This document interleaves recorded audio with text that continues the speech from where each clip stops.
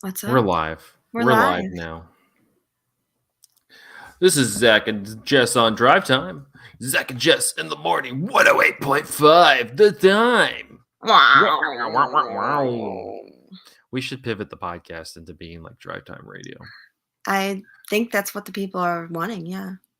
Jess, tell us what you think of Cluny Brown. Wow, please more. Like something like that. And you're just like, five plumber's wrenches.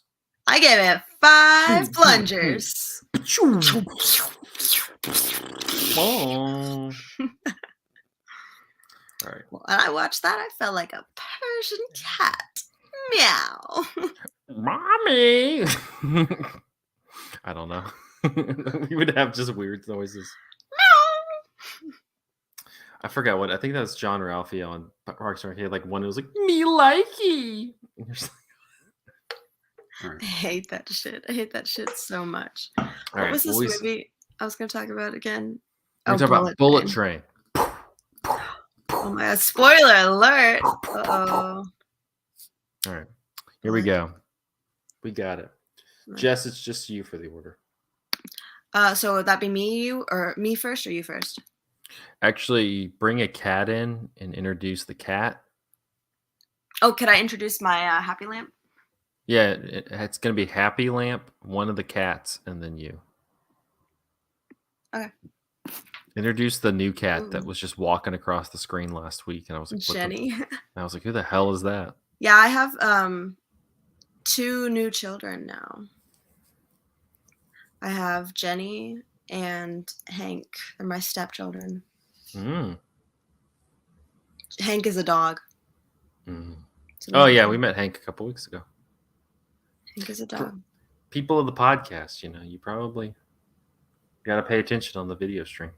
You never know. You never know what they're. I wonder what, like, do people watch this part? Do a lot of people watch this part, do you think? No, they've left already. They left right after we did the Drive Time radio. They weren't. How would they not like that? What's not to love? They heard me likey, and they were like, I'm out. They're like, me don't. Me don't. I'm gonna go watch a gaming stream or something. What if I did this? You were just like, I'm just like, so emo. I don't like any movies. What's up? I'm Jess. Welcome to the podcast. It looks like you're like on Joe Rogan or something. I know. Why do I look like such? You're gonna be like, have you ever seen have you seen space? Is it even real? Like, do you even have you like? I've never touched space. I've never touched space. So how do I know there's space out there? I'm pretty sure it's the moon video was filmed by Stanley Kubrick. Oh yeah. That's what we're here to talk about today on this film podcast. Yeah. Dude, film conspiracy. Nobody's talking about that. Nobody's talking about it. All right, we're pivoting to Rogan, guys. All right, here we go. In 5, 4, 3, 2, 1. And welcome to episode 433 of Cinematary. I'm your host, Zach Dennis, and I'm here with Jess. And in today's episode, we're going to be continuing our Ernst Lubitsch series. We're going to get lubed up one last time. I love to get lubed. One last time. One last time. One last time with 1946's Cluny Brown. And in part 1, we're going to talk about movies that we saw this week. But first, a little reminder, get some TIFF reviews, get some reviews of Glass Onion, Fabelmans. It's out now. Decision to Leave. Those movies are out now. If you watch them and you're like, but I don't understand. I need more. Go to cinematary.com. We got some reviews up on that.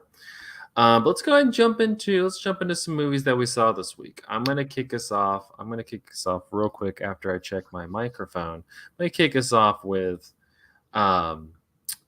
new release, and that is Triangle of Sadness, which won something at Cannes. Is it the Palme d'Or?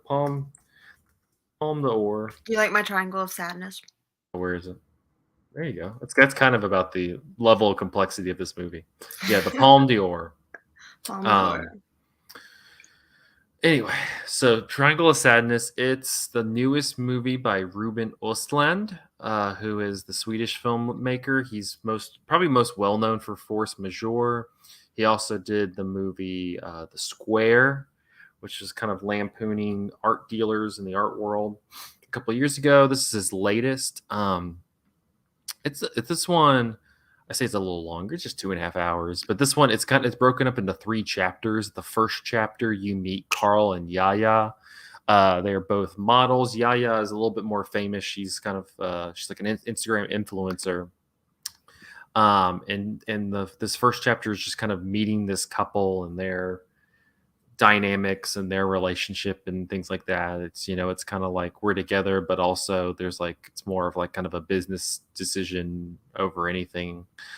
Um, and it's just like this really excruciatingly long hour of commentary. Like the commentary is pretty much just like rich people suck, and you're like, yeah, dude, like we know that. I mean, sure, but like what else? And he's just like, that's all I got. I just got rich people suck, and you're like, okay. Because he spends a lot of time like making fun of like the vapidness of and how like hollow like the fashion world is, and like the Instagram, the person's whole job is just taking photos for Instagram and things like that. Which I'm fine with, but at the same time, for this hour, it doesn't really, it's not really that like, I don't know. It doesn't really hit that much. Just kind of, it literally has like the intelligence of like rich people suck. And it's stupid that you just take pictures on Instagram and that's your whole job. And you're like, yeah, it's kind of dumb, but okay. Like, what else do you have to say? And he's like, that's it. And then the second part, they're on this yacht, flashes up. And Carl and Yaya are there as well. She's doing it for like an influencer thing, and it's just this luxury yacht that's filled with all of these super super uber rich people. There's a Russian oligarch. There's like these British arms dealers. And this, it kind of like tries to get into this whole dichotomy between like a little bit of like the rich people and the help. Because it really, but it also has like these two layers of like there's the rich people, there's the help, but there's the help that like is below the rich people, but not entirely like super struggling. And then there's the help that's like the predominantly Latino, um Hispanic, kind of like the people who are actually having to do the jobs that even the other part of the help doesn't want to do. And so it kind of like creates this dichotomy between those three places. Because it has this scene where like the real people who are actually doing all the work are like down below just kind of waiting to do jobs and are just kind of like fuck this. But then they have this scene where like the other people are on top of it, the other servers and waiters and people like that, who are all excited because they know they're going to get this like big fat bonus from these rich people if they make their trip amazing. And so the next 30-45 minutes or so is them on this yacht, and it's a lot of like scenes of the rich people. Like you have this one woman who's the wife of the Russian oligarch, who's like trying to get one of the women who works there to like join her in the pool and like enjoy it a little bit. um and blah blah blah blah blah. And you have the Russian oligarch who's just kind of just rambling on about all the money he makes. He talks about how he got rich selling shit because he sold like fertilizer. And it's just kind of, you have all these like these innocuous conversations of people just kind of being obnoxious rich people. And then at one point they like get this idea to have like all the people who work on the ship join them like at the pool, and everybody like and everybody like goes like in the water and like has this whole moment. And that's the same day that they're supposed to have like this very lavish extravagant captain's dinner. Um and so they're like, no, you have to go. Like the rich people want us now, so we have to go immediately. So they like have to leave the food and everything. And so rather than like having starting to cook the meal and having the oysters refrigerated and things like that, they just kind of like leave the food out, so the food kind of goes bad to a degree. um And then it moves on to this captain's dinner where who the captain's played by Woody Harrelson, who is easily the highlight of this movie for like 20-25 minutes. And there's like this, this lavish dinner where you have all these super rich people. You have a storm going on outside, the boat's starting to rock, and you have these rich people who have, oysters that have been sitting out and other like seafood items that they're eating that is causing them to be sick. And so, um, just kind of think of like a combination between that scene in Monty Python where the guy is like super fat and is vomiting everywhere, Mm. slash the scene from Bridesmaids where they eat the bad food and they're at the dress shop. It's like a combo of that together for about 25 minutes. They're like at least 20-25 minutes. Shitting and Which farting. exactly. I mean, there's parts where it's coming out of everywhere. It's just and like that's I mean it's funny for a while, pooping and vomit and farting's funny. Is Just that what? But is that the movie? Like, is it a movie that's like just a funny, haha, poopy movie? well, I think the thing is just supposed to be like it's like taking the piss out of like these uber rich, um, very like decadent, like ritzy people, and they're like now like they're sitting on a toilet shitting themselves and vomiting on the floor. Hmm. And that's like the joke. Um, and I mean it's fine. At the same time, you have this like the best part of the movie is this you have this back and forth between Woody Harrelson's character and the Russian oligarch character, because the Russian oligarch is like this proud capitalist, and Woody Harrelson's character reveals that he is this Marxist, and they're like having this like philosophical back and forth while they're drinking and playing cards. And so then they like get to this point where they're just like raging drunk, and they're like quoting back lines, they're quoting back quotes at each other. And like at one point, the Russian oligarch is like quoting Margaret Thatcher and Ronald Reagan to Woody Harrelson, who's replying with like Angela Davis and Karl Marx and things like that. It's a little bit like it's a little it's very on the nose, but also like I think what sells it is just Woody Harrelson is very charming, and makes it a lot more entertaining. But then all of this happening, the storm's happening, people are vomiting, and then this for whatever reason, I don't know why they didn't just like crash the ship. So they didn't crash the ship. They just have like these pirates like Captain Phillips style come and like bomb the ship for whatever reason. So then the rest of the movie, the last like 45-50 minutes of the movie is literally whoever survived that whole ordeal is stuck on this desert island, and it becomes super boring again. um and I don't know. Last week I talked a little bit. Last week I was talking with Andrew about the Menu, which is another like eat the rich people suck, kind of social satire thing. Did you And this like one, that one more no, or I no? fucking hated that movie. Okay. This one's not. This one's a little bit better thanks to Woody Harrelson. But is also I'm kind of sick of these. We really got to think about these eat the rich movies. Like again, like not against the topic, Right. because inherently rich people do suck, even though people say that and then they kind of want to be rich. And I'm like, no. Um, but to me, it's just not. To me, if the whole thing is just rich people suck, here's them vomiting. You're just like, I mean, okay, like it's kind of like a very surface level. Like, yeah, this is kind of funny for like 5 or 10 minutes, but then it just keeps going. And like I was talking with people after the movie about, and they were like, "You didn't like it?" And I'm like, "Yeah, I just really never said anything." And they're like, "Well, Mhm. you don't have to say it. It could just be entertaining." And I'm like, "Yeah, it's entertaining for 20 minutes, but then it's a 2 hour and a half movie, so you have 2 hours and 10 minutes left, and the rest of it is just boring. It's very dry. It's constantly just kind of beating you over the head with that the director clearly thinks that who also co-wrote it like thinks that this lifestyle is so hollow and blah blah blah, and you're like, yeah, I mean, sure, but like I don't know, like do something with it, like make something like satirical with it.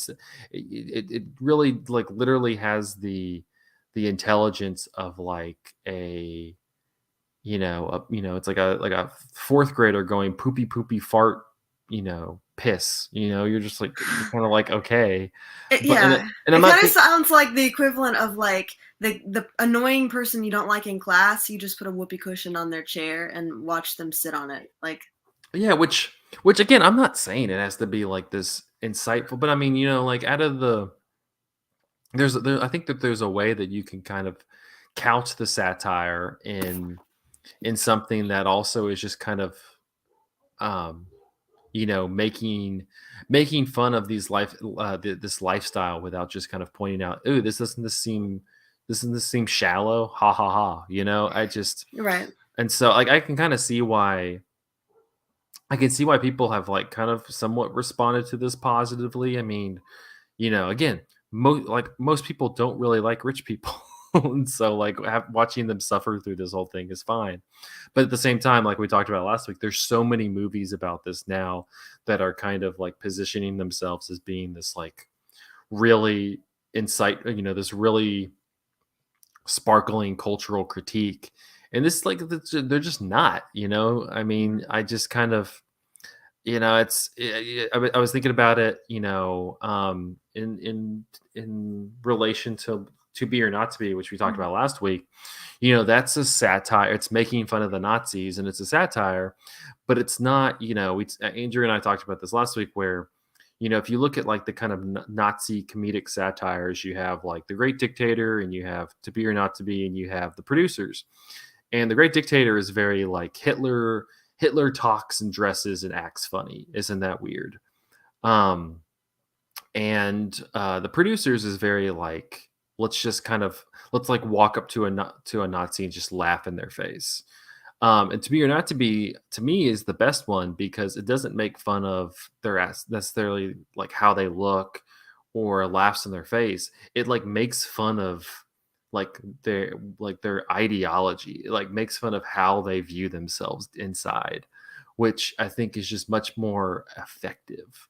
And like this one feels very like walking up to the rich person and just laughing in their face and walking off, and you're just like, that's fun for a while, but like it's not like necessarily a satisfying experience. And for something that's 2.5 hours, there wasn't much satisfying experience coming from Triangle of Sadness. So Hmm. not a big fan. Yeah, that sounds just kind of annoying. It was pretty annoying. Especially again, it's just so long that you're just like, I do feel like there has been a lot of movies like that have come out lately that have been like, yeah, the rich suck, am I right? Like even what was that movie where the lady marries into the rich family, oh, but ready then or not. yeah. Um and even Knives Out too. I feel like there's just been a lot lately that has been like, yeah, aren't rich people annoying? Or Bodies, Bodies, Bodies. I liked it, but I just feel like this is becoming a thing now. Well, Where it's everybody's trying to make this statement, and it's like if every movie, which takes like millions of dollars to make, is making this statement, like well, yeah, you're just it's patting very yourselves on the back, like well, you know, you're just like you're kind of like, well, y'all are rich, you're movie yeah, stars, yeah, like yeah, like shut the fuck up a um little bit. well, and it's just kind of like I think again it's not really getting to the root of what is dislikable about him. It's just kind of making fun of the aesthetic. It's making fun of, like I said, like I think you could probably dig in and make a really cool, like a really interesting social commentary on just like Instagram influencer culture and how hollow and shallow of a like thing it is. Um, but this one is more just it's just here's this really hot girl who is not paying attention to anything, is just kind of on her phone. Um, and so I don't know. I don't think people. I just think I think that there's a lot of struggle with making effective satires now. It's just Lubitsch isn't around anymore. He can't make them. So like the movie we're going to talk about later. But I don't know. I'm just kind of it was just kind of a bummer. I'm not opposed to these movies, but a lot of the movies that have come out lately have just not been entirely effective in my opinion, because it's very much just kind of pointing at the screen and laughing, and I'm like, I'm not opposed to that, but like also if we're just going to do that over and over and over again, it's going to get boring. Mhm. So Triangle of Sadness. I think it's been playing in theaters and such around. It'll probably be streaming or something soon. Let me see. Let me see if it's on the old streamers. It looks like it's on. You can rent it on Amazon and Vudu and YouTube and all those places. But you don't So recommend it. no. Yep. See, look at this. I'm looking at. They got top stories over here. Why do all Eat the Rich satires look the same now? Thank you. I'm gonna save that for later. Might as well. Um. Anyway, all right, Jess, I'm gonna throw it over to you. All right. Well, Monday night I watched. Was it Monday? Yeah, Monday night I think I watched Bullet Train. So that's pretty hot off the press. It's on Netflix. Directed by David Leitch. I'm not sure. Yeah, it's the he's the John Wick and Deadpool guy. It's starring like just about every other famous person you know. It's like seems like a deliberately Mhm. like star-studded cast, but most people are like barely in it. But just like to give you an example, Brad Pitt is the main character. Um, but Joey King, what is she known for? Like remote. She was in that. She's been in stuff. I'm She's trying to. been a lot of She different things. she was just in that movie, The Princess, with like it's the princess. She's like she's the princess, but she Uh, fights, and you're like, oh, that's clever. yeah, I don't think that's where I know her from, but I feel like I've known her from something. But anyway, um, Aaron Taylor Johnson. Oh, she Who was in the else? kissing booth. I don't know what that is either. Bad Bunny, the rapper, is in it for like 10 Huh. minutes. Sandra Bullock, Zazie Beats, Logan Lerman. Um, anyway, so basically, it involves several different criminals, all kind of on the same heist on a train in Tokyo that's headed towards Kyoto. Brad Pitt is the character you follow, and he seems like he's like kind of a reformed, like a self-actualized, reformed, non-violent, but still gets into like criminal work uh guy. So Mm-hmm. Sandra Bullock, you end up finding out later, sorry, this is kind of a spoiler, that she's the No. voice in his ear the whole time. The one kind of like coaching him through what his mission is. But everybody, the several different criminals are all on this train trying to get this suitcase full of money. Um, and it's just kind of like a series of unfortunate events. Brad Pitt's character thinks that he is unlucky, and you constantly see him like just like constantly evading near death experiences. But all the while, he's kind of like talking himself through every little experience, like he's trying to almost like therapize himself. So his character is always like saying, "I'm hearing a lot of anger," and I don't know, like shit like that, you know. Um, but then there's these two other assassin people who are also after the suitcase, and basically every character in the movie has like a backstory, and so the movie is like constantly taking you to these like flashbacks of every individual's backstory and why every individual is after the suitcase, or what their motivation is, or like how they're connected to each other. And it's definitely like playing up this whole thing, like playing up this trope of, I don't know if almost kind of like Tarantino, or like in like a Kill Bill kind of way, where you have all these different pieces and you're kind of figuring out how they know each other. But in that way, I would compare it to Tarantino. But I thought for this movie, it was like, to me, the script was so juvenile. There was a lot of cussing, a lot of like fucks, and a lots of violence in the scenes. But the way that everybody talked to each other was just very juvenile to me. So a lot of times it just felt really annoying to hear all like the characters, the way they were talking to each other. um and the writing was like deliberately in this over the top, kind of overly dramatic, overly tropey kind of thing. I feel like it's got to be a satire on like action movies, or maybe like Japanese inspired action movies like Quentin Tarantino, has done. But the overly complicatedness of it just felt kind of tedious to me. Like just going into the backstory and trying to remember how each of these characters are connected. Um, especially when a lot of the characters really just kind of got on my nerves.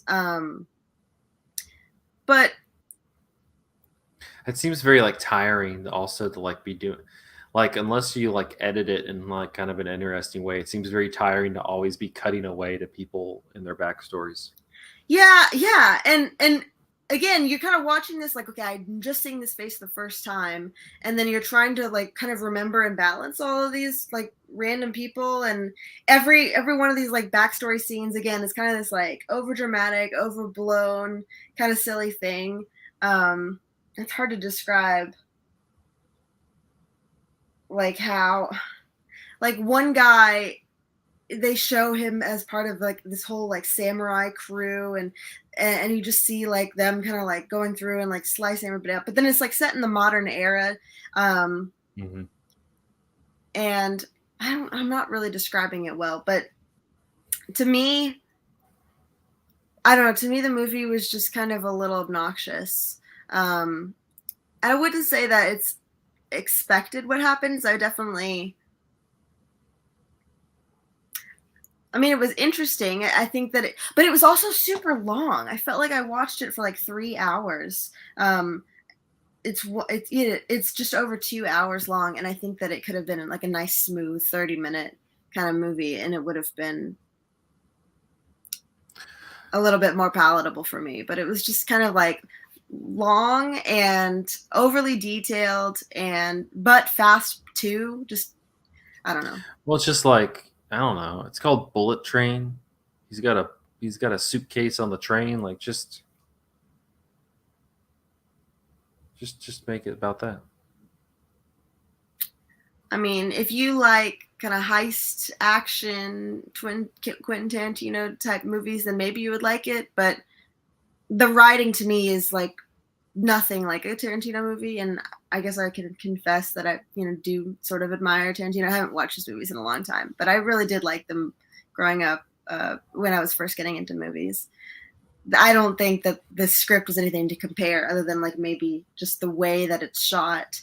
That was the weakest part to me, and it took me so much out of it that I don't know. Well, this is the dude who did Deadpool too. So Well, you think that's the thing is like I think on Netflix it was advertised as if you're a fan of Deadpool or what was the other one that they compared it to? let's see. It's the guy he did. Well, he used to do what's it? What's the shoot? People are on the Atomic Blonde also. Atomic Blonde. I mean, he worked on the first three John Wicks. He was the co-director. John Wick. Yeah, it says if you like John Wick and Deadpool, you will love this. I like both those movies. I actually kind of do like Deadpool. I think the script is kind of fun in that, whereas to me, it's just obnoxious in this. I don't know. Oh, it's so juvenile. He only did the first John Wick. He was the co-director. Yeah. Well, the action in John Wick is out of this world, I think. And the writing in Deadpool is funny. I don't think it's funny very much. Oh, he also did the Hobbs and I was gonna say Calvin and Hobbs, the Hobbs and Shaw, the Jason Statham, Idris Elba, The Rock, a Fast and Furious spinoff. I don't know. I think this dude, maybe take a little break.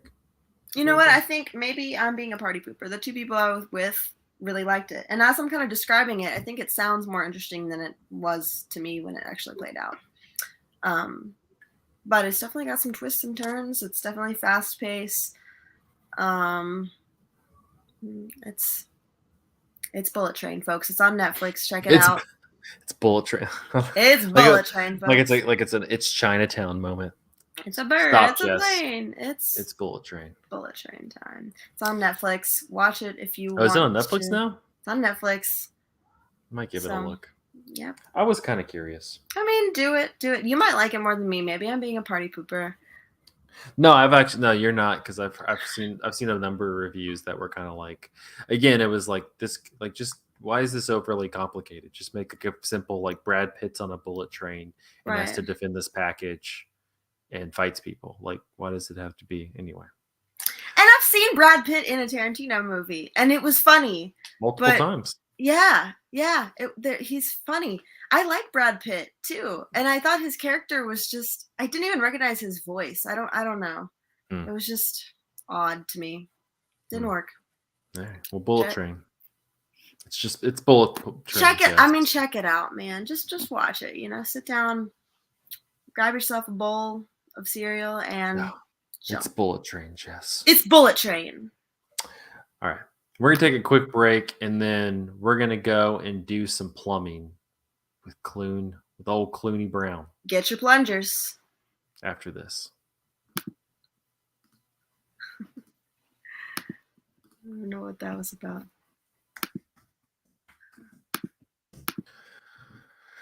Old Clunifer Brown. Plunifer Brunifer. Sorry, I feel like I just failed at that real bad. No, you're good. It's just Bullet Train, you know? It's just Bullet Train, man. Yeah, I thought it was stupid. Stupid. I thought he's stupid. Not Where's stupid. I don't know. Where's Andrew? I want to tell him I'm so impressed that he enjoyed the Fablemans so much. I'll text him. Say Zach Zach. says, "Come say hi." Yeah. We can do it at the end. Oh, I know he's well, not a Spielberg person, so I was shocked when he said something. he likes it so much. He's insisting that he and I go watch it on Friday. Yeah. Even though I'm also not a Spielberg person. I think I'm gonna go try to see it again this weekend. I saw it at TIFF. And it was nice.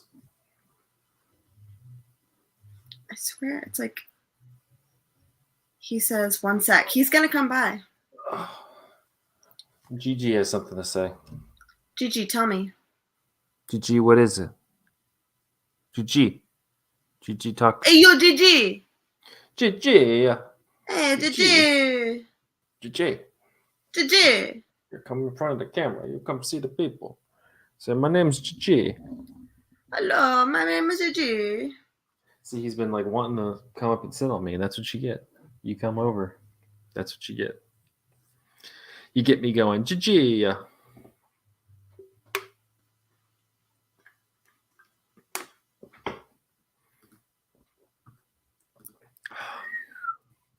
Where's he? How's he coming, by train, or what's going on? Not a bullet train. Not a bullet If train. it was a bullet train, he'd be here by now. Or he'd be fighting over, what was it, a suitcase. Yeah, I think you should watch it. I think you'd probably like it. Or maybe you'd hate it. I don't know. Thought it was dumb. I would want to know because you like action more than me, so maybe. I'm not, and I'm relatively. I can go for some stupid action. Yeah. I mean, but what's considered a stupid action to you? Would you say John Wick is stupid action? Because I would say it's really smart. No, I like that. I guess stupid action wasn't. I have a larger threshold. I can live with some. Like everybody has kind of their genres that they're like that they kind of like more than others. That they'll be like, even though this may not be like 100%, I'm still like kind of into it. That's me with action to a degree. I can hang with it a little bit longer. You can lean with it, rock with it.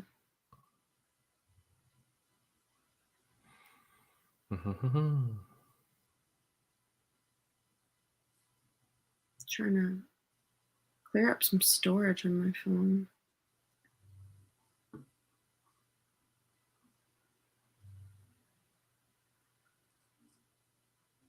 I don't know. Andrew said 1 sec. If you want to wait. That's the longest second of my life. It is kind of a long second for sure. We were misled, I think.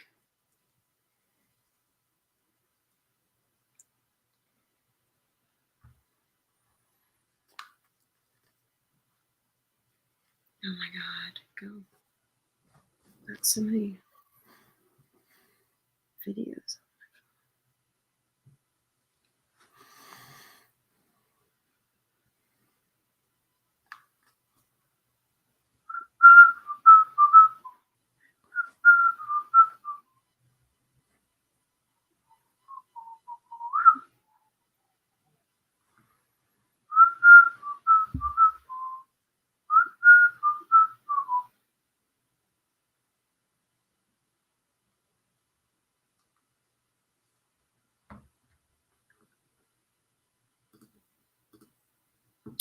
Now, this is a really interesting part for the people who are tuning in right now, isn't it? Isn't it? And that. Isn't it? And that. Isn't it? Isn't that a really interesting part, isn't it? And Isn't it? oh, sorry, yes, your hair. It's Wednesday, isn't it? Oh, I got to get ready for the party. Betty Cream's coming, and she don't come to just all parties. Come to just any battle party.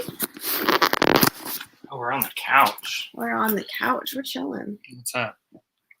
I was remarking that I was impressed that you liked The Fabelmans so much. Fabelmans is really good. So good. I'm seeing it again Friday and taking Jessy. He says I gotta She go. seems super excited. She's gonna like it though, right? It's really good, Jess. It's really good.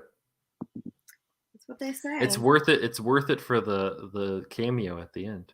Yeah. It's like no a little spoilers on that. It's a little cherry on the top.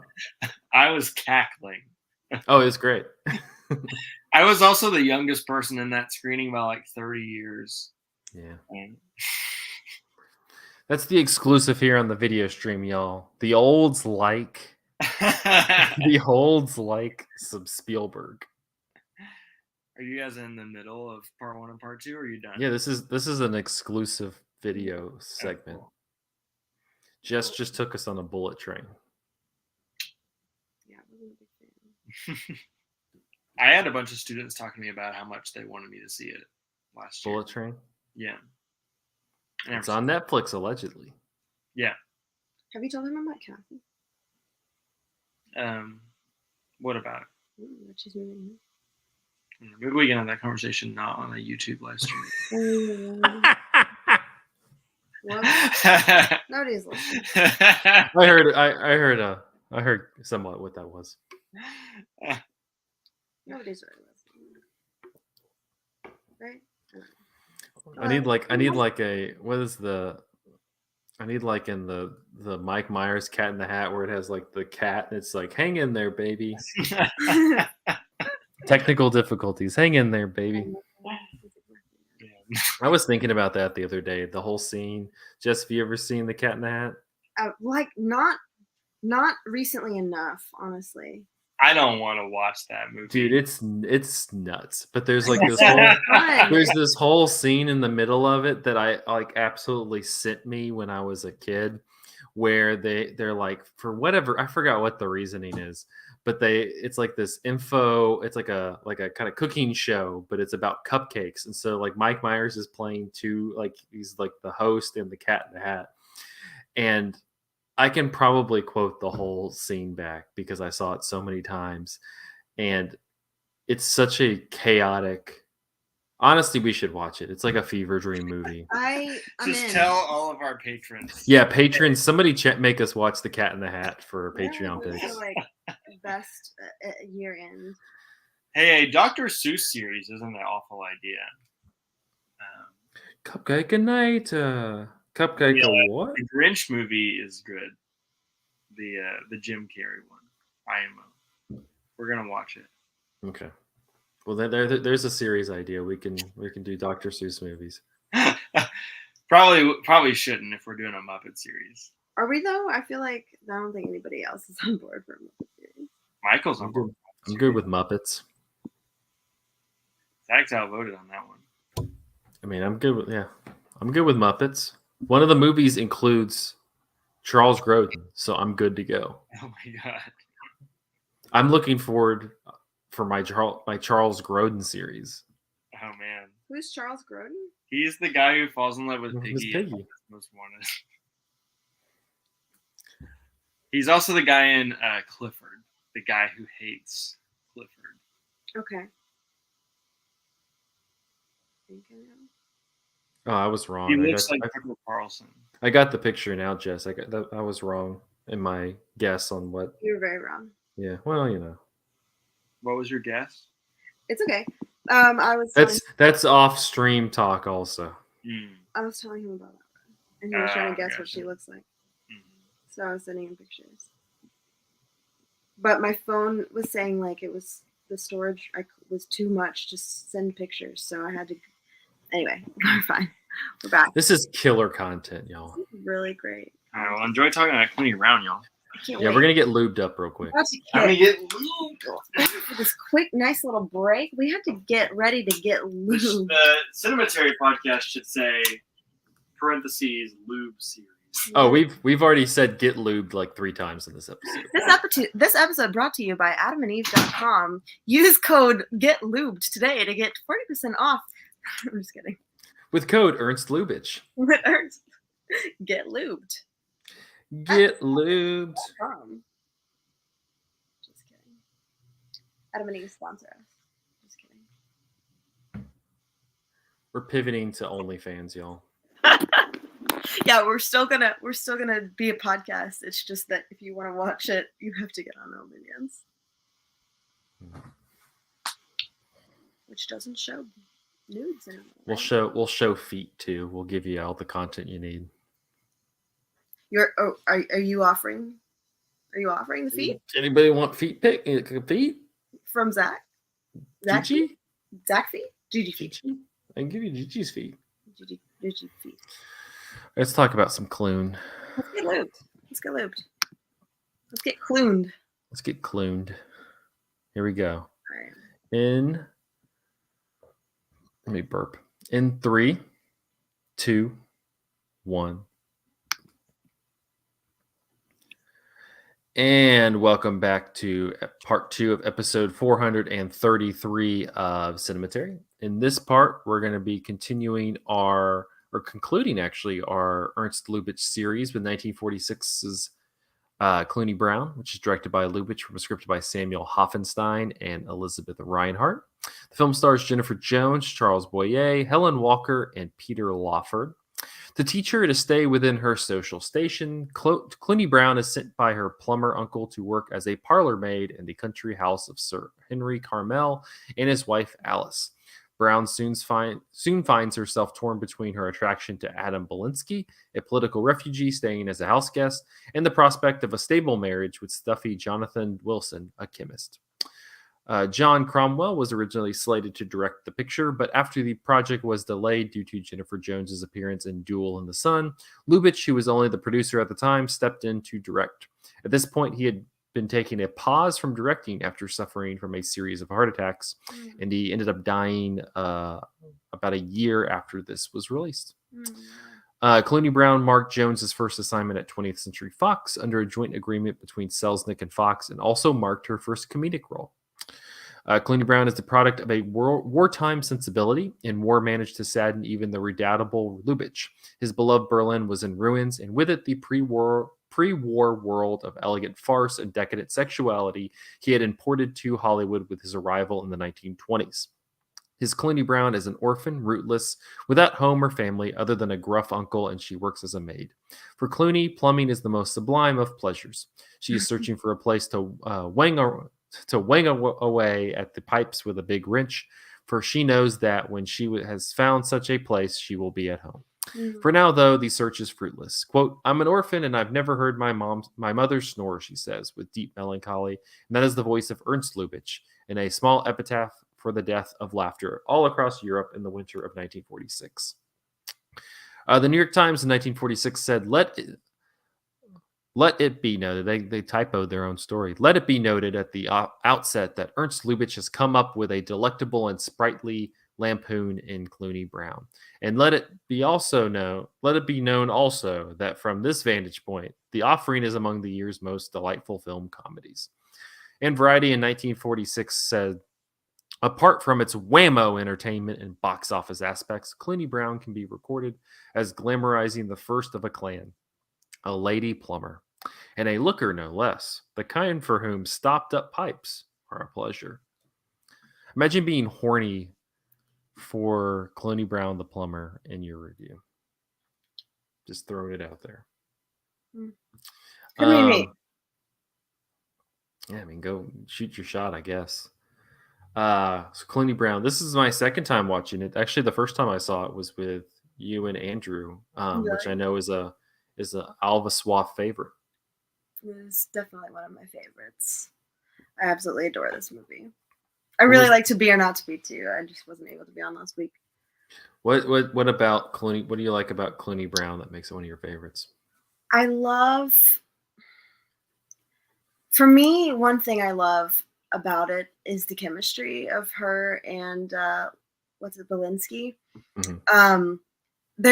They connect so instantly because they're such fucking weirdos. Like, he just immediately gets her, and when like nobody else around her like understands like the weird little like quirkiness, eccentricities of her, like the way that she just doesn't really understand why she needs to inhibit herself or inhibit her feelings like to fit into other people's world's views, and um or just like to fit into people's expectations. She just enjoys life. Like, she's just so full of joy and gratitude, and like she just appreciates things, and she just says what she feels, and she's just so weird. And he just like immediately sees that she's just genuine in a way that is really refreshing and safe and like energizing, and he loves it about her immediately. Like, he just loves her so quickly, and I think that it's just so endearing.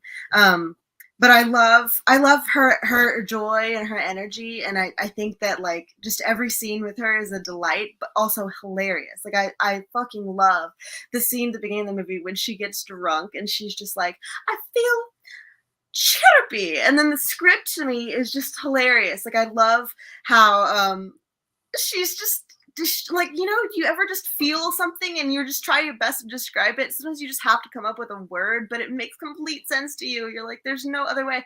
And then the guy's like, I don't think I've ever felt chirpy. And then Walensky replies, nope, and you never will. Like, he's like, you're never gonna get her, but I do. She makes so much sense, and I love her.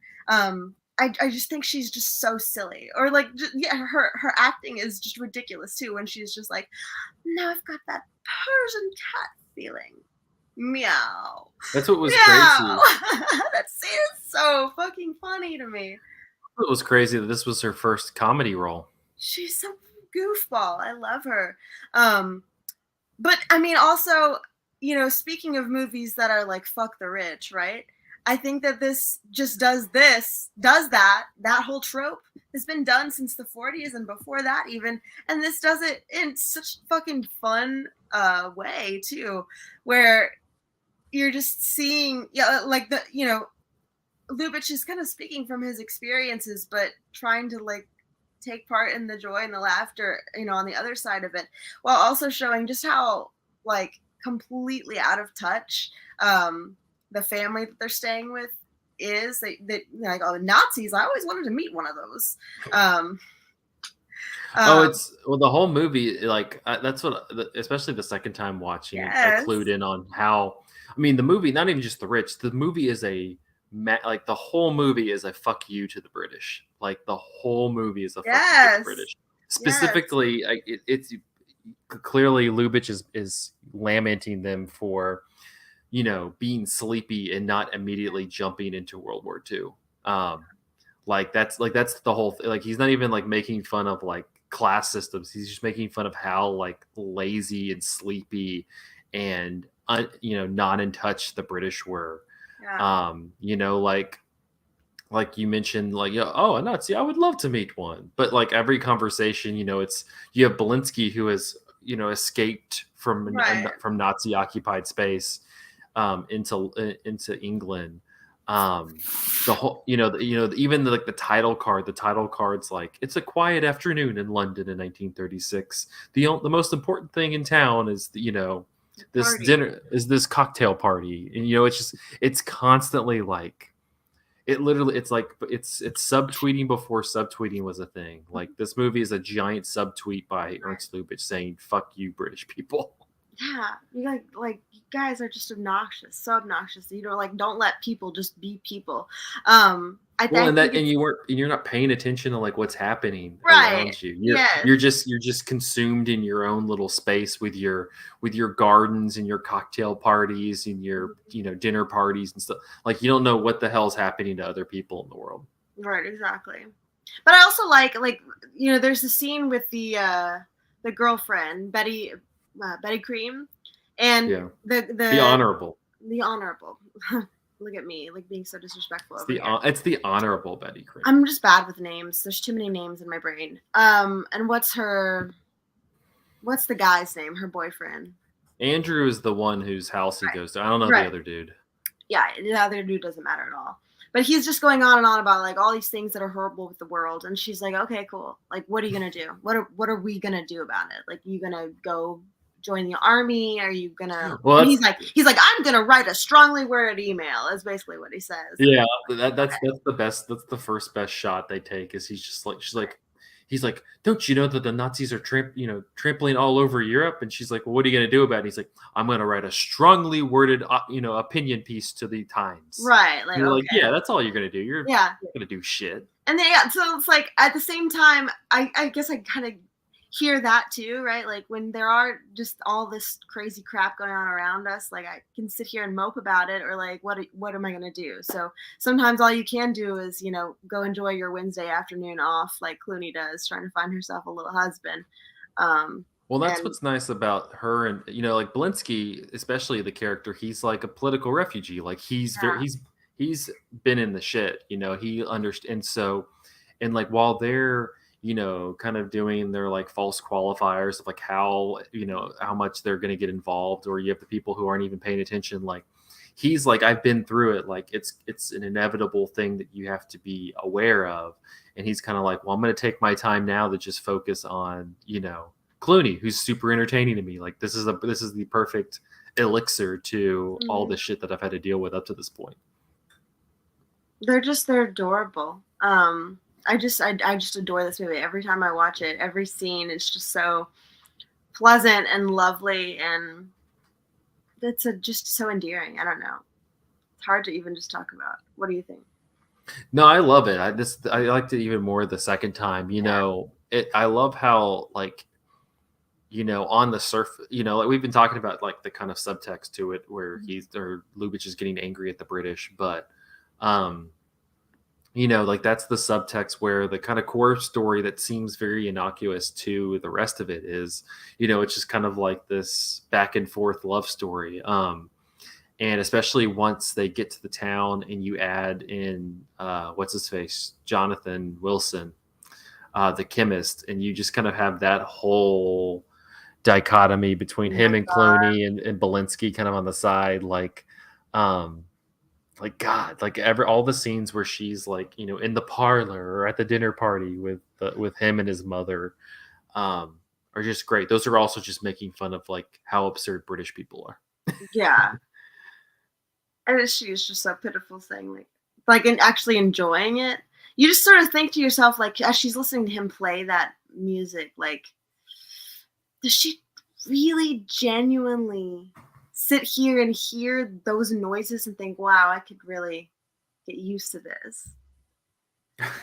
Well, that's like, I just laugh. He's just like playing, he's just like rocking out to the instrument. You're like, man, this dude must be like drowning in some girls, Drowning. There's like, I love also when Belinsky just like teases him with the door, just like over and over again. He's such a nice little shit. I love that he does that so much. His whole thing is just every time he walks by the chemistry shop, he just opens the door and shuts it and runs walks off. And then Wilson like, comes out. How dare you? How dare? Who is that? So good. Well, and he's just such a he's just such a boring person. Like they have the scene where they're just kind of like walking around, and like the only conversation they're really having, he's like, I mentioned you to Mother the other day. And she's like, oh, was it good? She didn't say anything, which is a good sign. I know. I love that they like the whole role is just the woman just hacking up her whole entire like lungs. Like, she never says a single word the whole movie. She even coughs her candles out. Love it. I also love that every time Cluny is doing plumbing, she's like immediately just like slapping the fucking pipe. Like when she's at that dinner party at Jonathan's house, like they're just sitting there in horror as she and the little kid, they're just like sitting there, just like slapping it. And it works. Man. What can you deny? No, I like it. I think it's very, this is the kind of movie that I like because it's this sly social commentary. Right. But like I said, he couches it with this very, semi innocuous story of just kind of like it's Belinsky's in love with Cluny Brown, but she doesn't realize it till like the very end type thing. Mm. But at this, in the background, you kind of have all these other factors at play, that are kind of moving. And so like I like it too because it's kind of like, yeah, like we were talking about before, like, you know, there's stuff that you can do to react, but right now there's not much, at least for somebody like Belinsky, who's this political refugee, and Clooney, who's this orphan who really just doesn't seem to have like this place of her own in the world. Like all you can kind of do is just enjoy each other while you can. And it's kind of sweet. And I think, like, I guess, yeah, what's something so sweet about it to me is that, like, I don't know, it's like there's so many. I feel like you can't watch this movie and not love her and not just instantly think that she's just so fun and adorable. And like nobody cherishes that. Nobody sees what's nice about her except for him, Well, it's just that everybody's not, again, everybody's not paying attention. They're all focused on just these very vapid, very silly, whether it's a cocktail party or the proper jacket to wear to the dinner, or the process of the dinner. Like you think of the first time that she gets to the house and she's having dinner, and before she sees Belinsky there, like she walks over with the mutton and goes to the father and is just kind of like, no, take this one, it's the better piece, you should take this piece.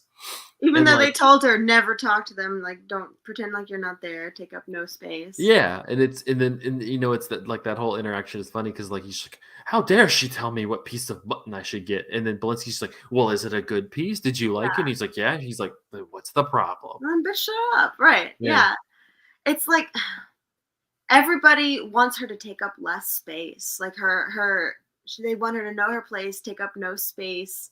Just Won't like fall in line. be neither seen nor heard. And like even her family, her uncle gives her that like corny ass photo of him just basically like going like this.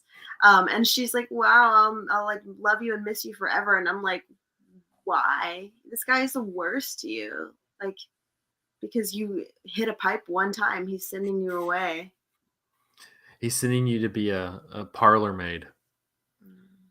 Also, the pure comedy is the head maid and the head butler or whatever, who just like are speaking like the most, like in the most stereotypical English fashion, and also are like kind of like pretty much flirting with each other constantly. Like there's like this like sexual tension between them that you're just like, why is there so much sexual tension right here?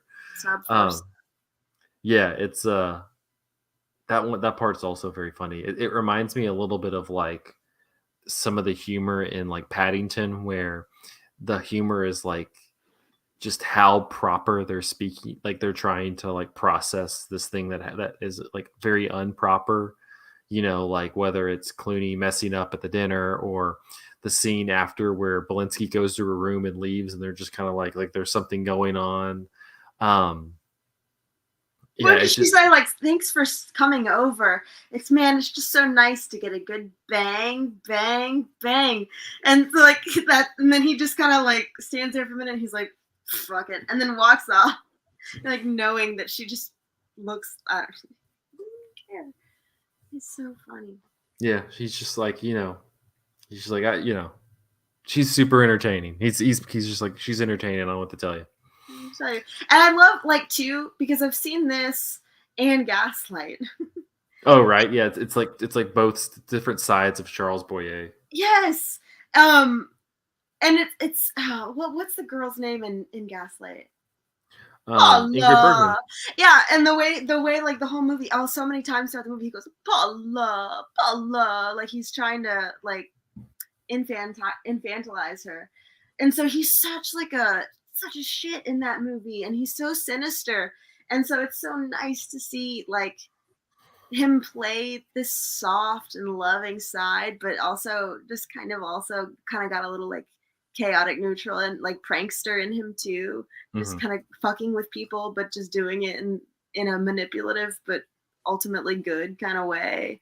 Um, I love I love the compares. Like I don't know, comparing him in those two roles. Those are the only things I've seen him in. I think, but he's really good.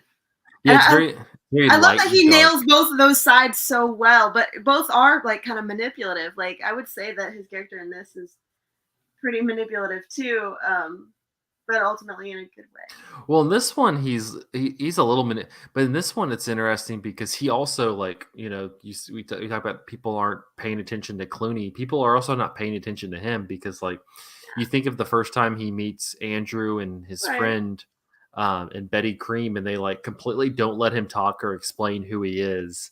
And they're just like, we Um, have to rescue you. Let us help you right now. And he's like, he's just kind of whatever. Sure. well, it's just kind of it's making fun of like this people who just kind of like pick up a cause type situation. Like they don't really have a firm understanding of what this person needs or if they need anything at all or what. They're Right. just like there's like I have to I won't feel good about myself unless they're sitting there haggling over the 20 pounds and they're like we couldn't bear it if we knew we knew you were leaving without taking 50 pounds, and he's just like, I'll take the 20 pounds, and if I ever need another 30 pounds, you'll be my first call. And they're like, Right. thank you so much, great man, great man.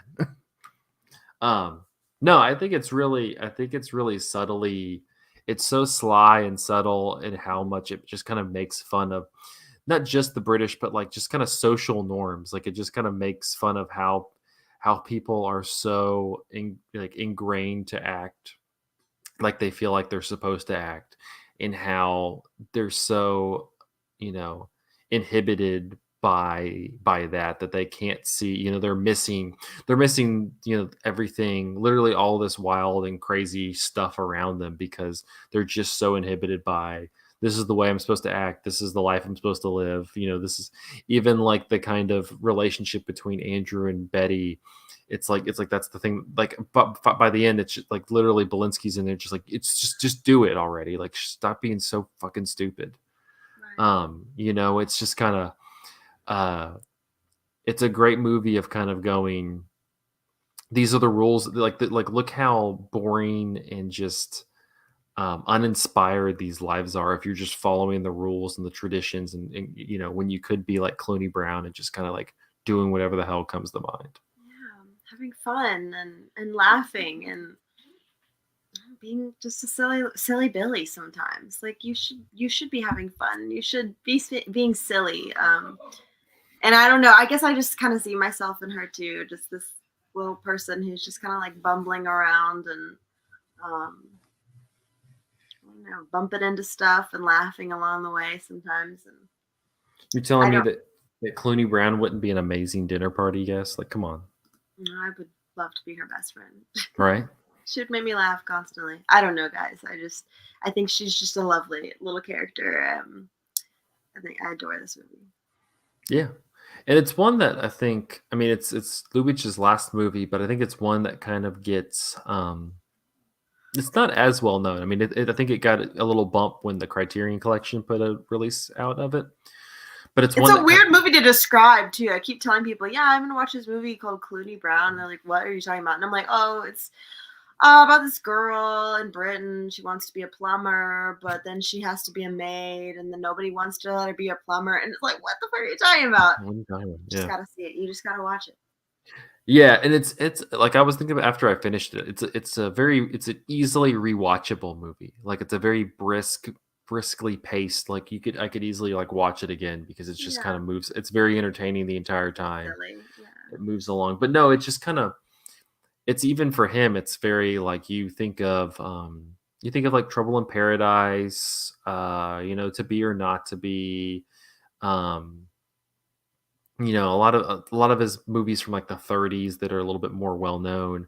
This one's his last one, and it shows that even though he dies the next year, like he's not missing a step.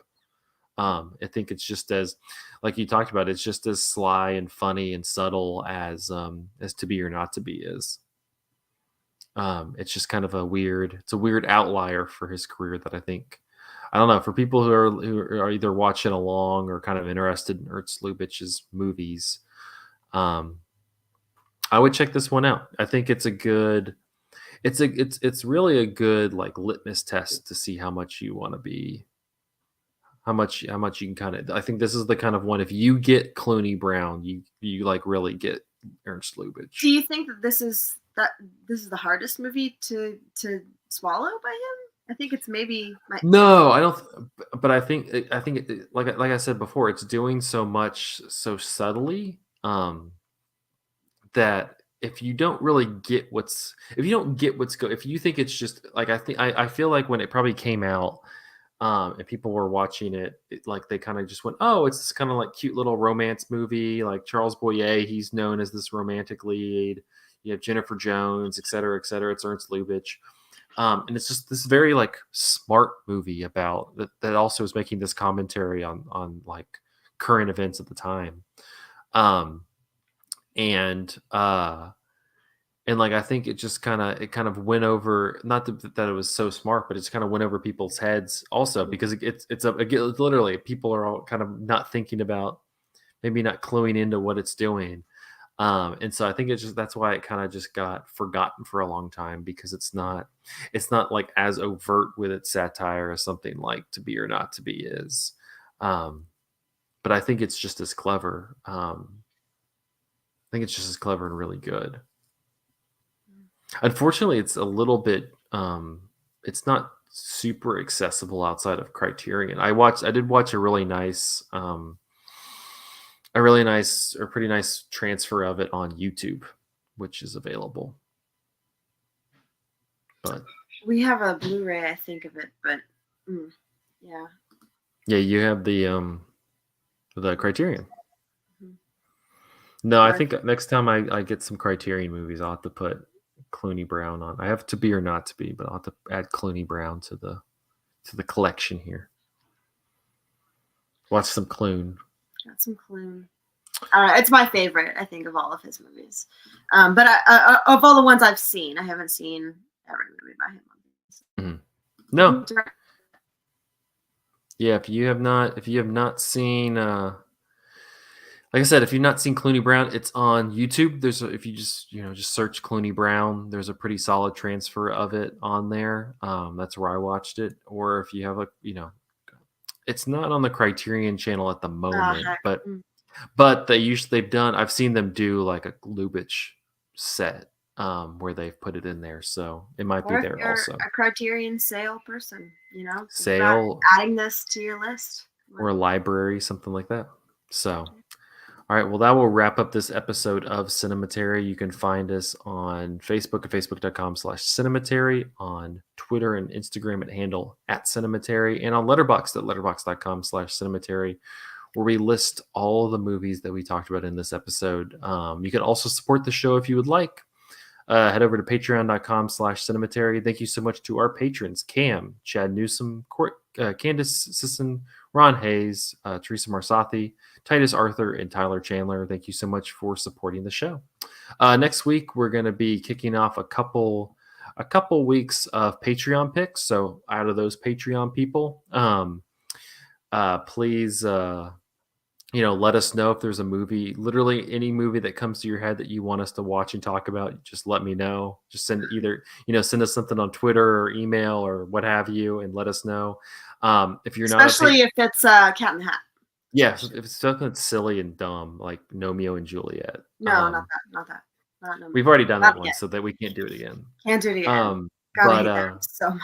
But yeah, go to patreon.com/Cinematary. You can literally just donate like $1 and then tell us what movie you want us to watch, and we'll do that. So we're going to do probably 2 or 3 weeks of that before we do our best of the year. So if you want us to watch something weird or wild or silly, or just you're like, this is my favorite movie and I want somebody to talk about it, throw us $1 at least, and we'll do it.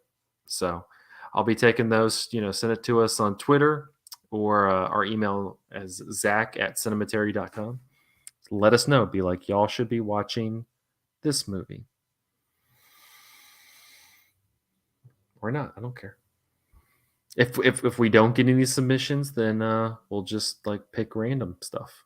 We're just gonna like get a list of every movie in the world and then just like put it on a wheel and then spin the wheel and then Yeah, spin the wheel and then like have to throw a dart for whatever Yeah. reason too, and then when it lands, and then it just finishes spinning, and it's like Romeo and Juliet too, and we're like, God damn it. of all the movies in all the world. Yeah.